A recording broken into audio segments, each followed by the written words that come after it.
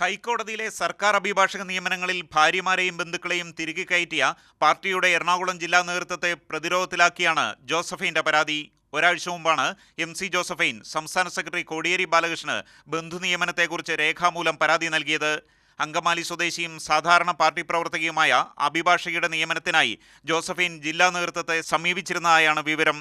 പക്ഷേ പാർട്ടി പ്രവർത്തകയായ അഭിഭാഷകയ്ക്ക് പകരം അങ്കമാലിയിലെ കോൺഗ്രസ് ബന്ധമുള്ള വ്യക്തിക്കാണ് നിയമനം കിട്ടിയത്. കൂടാതെ ജില്ലയിലെ പ്രമുഖ CPM നേതാക്കളുടെ ഭാര്യമാരെയും ബന്ധുക്കളെയും സർക്കാർ അഭിഭാഷകരായി നിയമിക്കുകയും ചെയ്തു.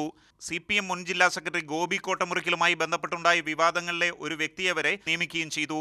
പാർട്ടി പ്രവർത്തകരെ തഴഞ്ഞുള്ള ബന്ധു നിയമനം ജനങ്ങൾക്കിടയിലും പ്രവർത്തകർക്കിടയിലും അവമതിപ്പുണ്ടാക്കിയെന്നാണ് ജോസഫൈൻ കോടിയേരിക്ക് നൽകിയ പരാതിയിൽ പറയുന്നത്. മോശമായ ചർച്ചകൾക്ക് വഴിവെക്കുന്ന ഇത്തരം പ്രവണത പാർട്ടി പരിശോധിക്കണമെന്നാണ് കേന്ദ്ര കമ്മിറ്റി അംഗം കൂടിയായ ജോസഫൈന്റെ ആവശ്യം. ഇതേ ആവശ്യം ഉന്നയിച്ച ജോസഫൈൻ കഴിഞ്ഞ ദിവസം മുഖ്യമന്ത്രി പിണറായി വിജയനെയും സമീപിച്ചിരുന്നു. ബിജു പങ്കജ്, മാതൃഭൂമി ന്യൂസ്, കൊച്ചി.